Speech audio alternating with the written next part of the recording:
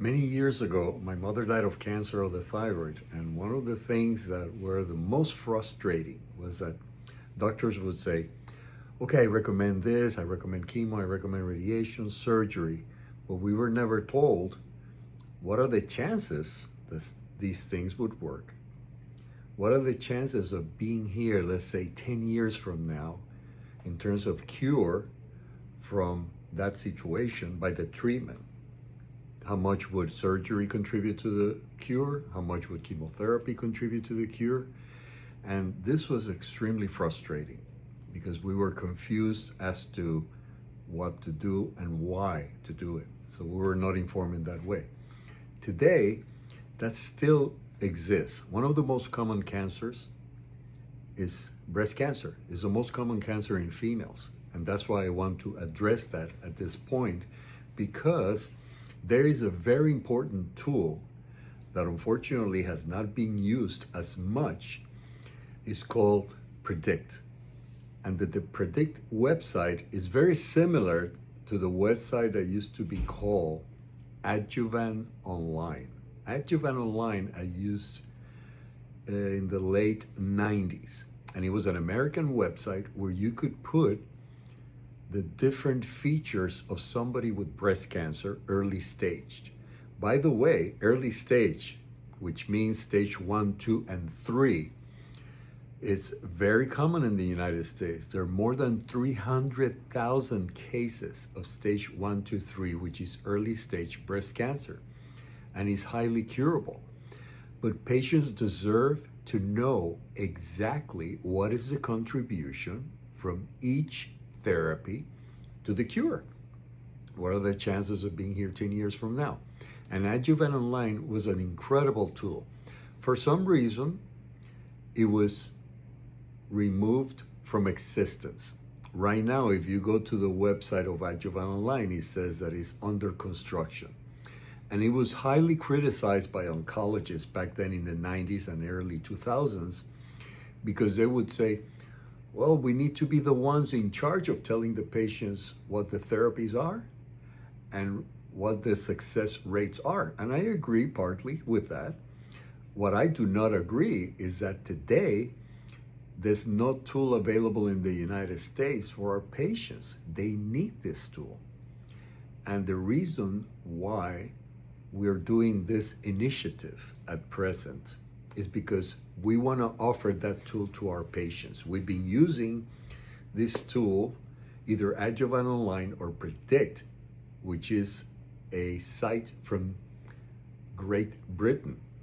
Great Britain has the National Health Service. What that means is that everybody in Great Britain is under this healthcare initiative where everybody has healthcare included with the taxes they pay in Great Britain.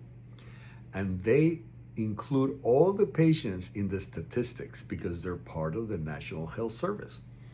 And they developed this website where it does very similar things to what the Adjuvant Online website did. And it was also highly criticized when it came out. When it came out, there were about 3,000 patients that they used it with. And it was highly criticized by oncologists, saying this is not accurate, this is going to confuse the patients, they're not going to realize what the real cures are from whatever treatment we give. Unfortunately, it is not part of the discussion. I live in Puerto Rico, and in Puerto Rico in the United States, I don't know of any physician or oncologist that says to the patients, and this is what I recommend doing with our patients. Listen, you have breast cancer, stage 1, 2, or 3, which is the majority, is about 80 or more % of the breast cancer we find. And because of these different features from the biopsy report, from the patient, the age, their menstrual status, whether they smoked or not, and then depending on the therapy that is given to these patients, let's say there are 100 patients with exactly the same characteristics you may have if you have breast cancer. And out of the 100 patients, they say 10 to 15 years from now, What are your chances of being alive? And that is very important because when you consider surgery, this website will tell you at the end of 10 years, out of 100 patients that have exactly the same characteristics that you have in terms of pathological report, in terms of your age, your menstrual situation, menopausal or postmenopausal, the size of the tumor, whether it's spread to the axillary nodes or not, and the receptors for estrogen, receptors for progesterone, K167, HER2 receptors. And once you have all that picture, they say, okay, we have 100 females with exactly the conditions that you have. What are the chances that those 100 will benefit from a treatment? For example, if the Predict website says at 10 years, 75% of the patients are alive at 10 years because of surgery. That means that 75% 75 out of 100 patients that get that treatment are going to be alive due to that treatment. So that's excellent. That's 75%. Then when we include the other things, you might be surprised as to how little or large benefit each thing has. That's why we want to present exactly the numbers to you. So then you can make an informed decision, meaning that you are informed with the best information available in the planet, and then say, okay, if, for example, hormonal blockade will give me a chance of 2 out of 100, you might think twice about that because that means I'm treating 100 females to benefit 2. But some people will say, I don't care if it's 1 out of 100, I want the treatment. So it depends on the person and it depends on how you see things. The other thing is that in the National Health Service of Great Britain, when this first came out, this Predict website, it was highly criticized also. And later on, they said, okay, let's repeat the algorithm. Let's put more patients to see if the oncologists are right, if this is something that has no value or if it's something that has value. So let's see if this has value or it doesn't have any value. So what they did, they included tens of thousands more breast cancer patients, and they found that the model was even more predictive than they had originally thought. So now the oncologists and the patients are very happy with this. And let me give you an example here. This is the website. And the website is very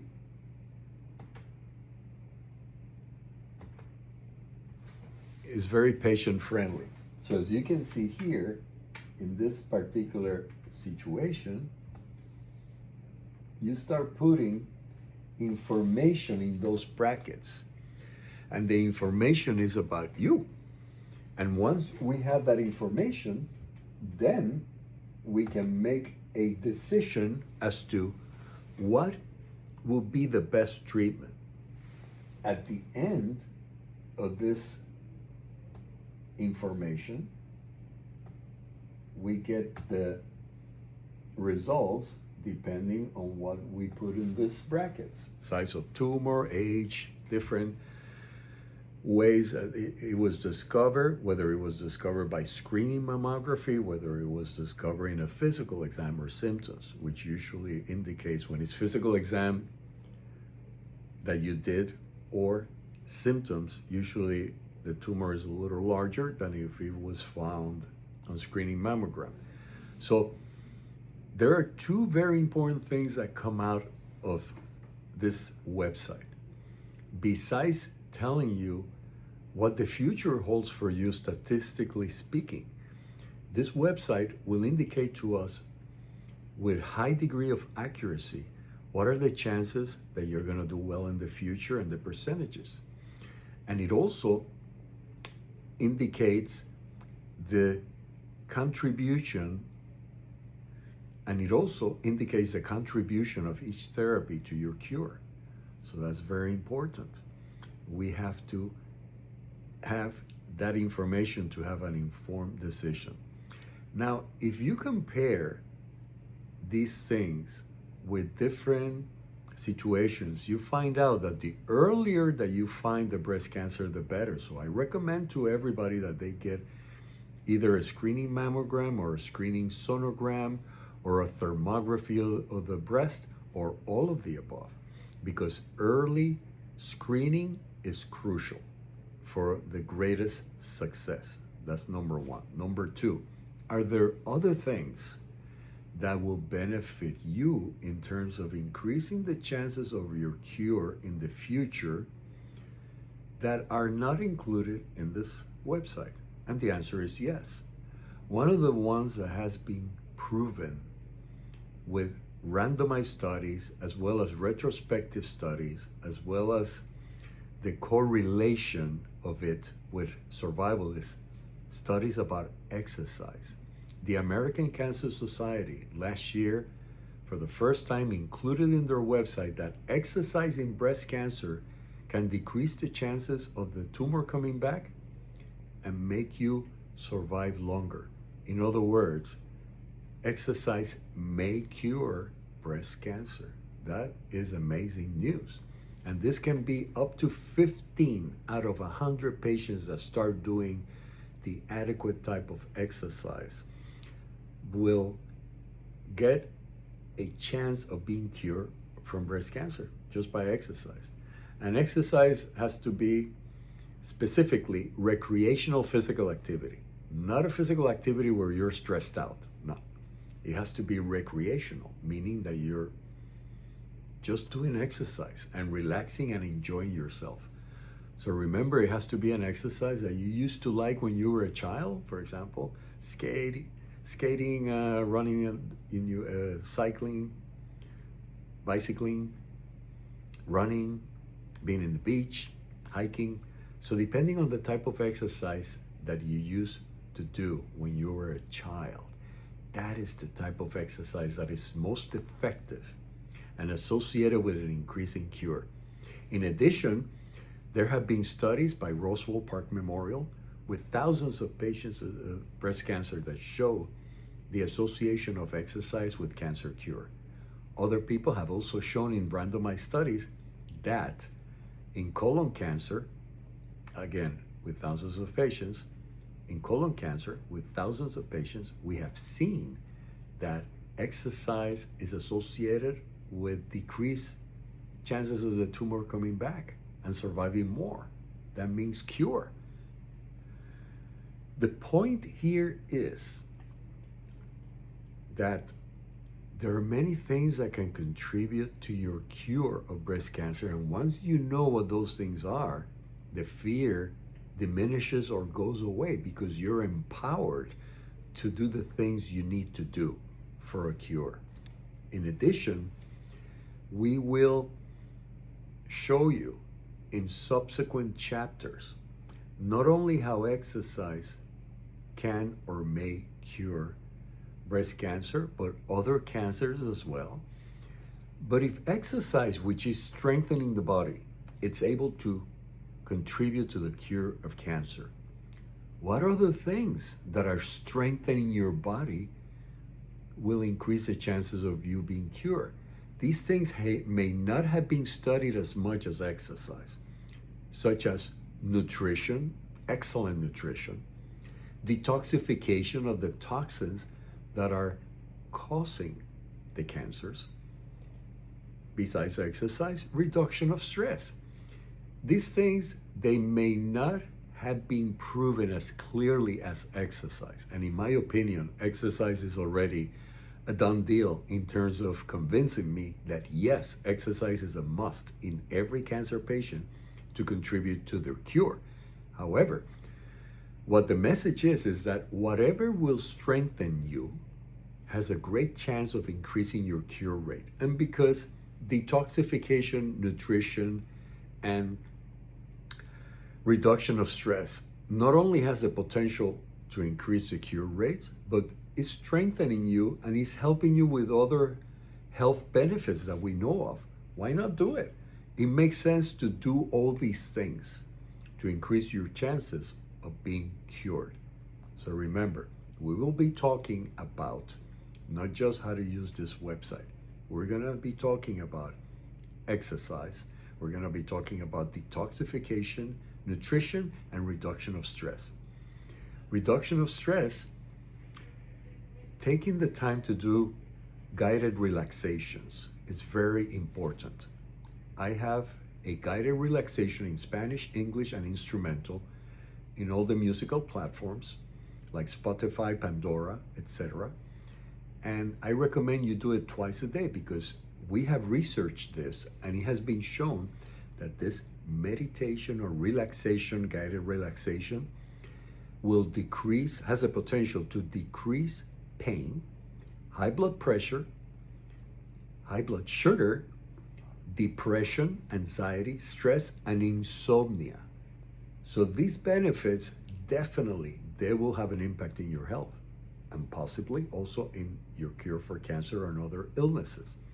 In addition, I recommend the use of lipids of high volatility and tissue penetration, better known as essential oils. Many randomized studies have shown that it reduces stress, it reduces anxiety, depression, insomnia, pain. It increases the well-being. It increases your feelings of joy, happiness, and peace. And it does it in a chemical way by inhaling. So these are tools that are very, very important. Detoxification is very, very crucial. In the President's Cancer Panel report of 2010, President Obama told the National Cancer Institute, the National Institutes of Health, and the Department of Health and Human Services, he said, please, would you please do some research and write me a report of what's causing cancer in the United States? The report is available to everyone in the United States. You can download it or you can get a hard copy. And the report says, Mr. President, we don't know exactly the contribution of pollution to cancer because it hasn't been studied enough. There are 80,000 chemical substances in the environment that are potentially carcinogenic, and they haven't been studied. But we estimate that at least 2/3 of cancers are due to pollution. And these days, many people and many scientists say that is 90%. They agreed in this report that genetics account for less than 5% of cancer. So that's something to keep in mind because in theory, if this is the cause of cancer from a physical standpoint, and you remove these things from the body, then the tumor may decrease or go away. And this is what we've been seeing in our medical practice for the last 30 years, that when we remove the causes of illnesses, the illnesses get better and sometimes go away. So keep that in mind in terms of toxins. The President's Cancer Panel report that say, the main causes of cancer we believe are pollution of the air, pollution of the water, pesticides, and x-rays in hospitals. The recommendations from the President's Cancer Panel report to reduce your chances of cancer included, number one was never come into your house with your shoes on, because you're bringing all those carcinogens that are in the floor in the outside world. You're bringing all those carcinogens that are in the outside world into your home and potentially increasing the chances of cancer and other illnesses in your family and or pets and yourself. The second recommendation, never drink water from a plastic bottle. That's how important they consider plastic at that time. That was 2010. We already know what's going on with plastic these days. And the third recommendation was if you're going to eat food that has no hormones, no antibiotics, no pesticides. And that was very, very important. And it was stressed by the President's Cancer Panel report, which was written by the three authorities in the United States of Health and Cancer, National Cancer Institute, National Institutes of Health, and the Department of Health and Human Services. So I recommend that you take a look at this. We're going to help you navigate it. If you want some assistance, we will assist you with putting the information in and sending you a brief report of what this means. But anyone can do it, and this chapter will explain to you how to do it. So good luck with everything. Remember, don't be afraid. Chances are you're going to do well. Just remember to be informed and share this with your oncologists, your physicians, your family, and friends. I'm here to assist you, and I hope you do well in your journey.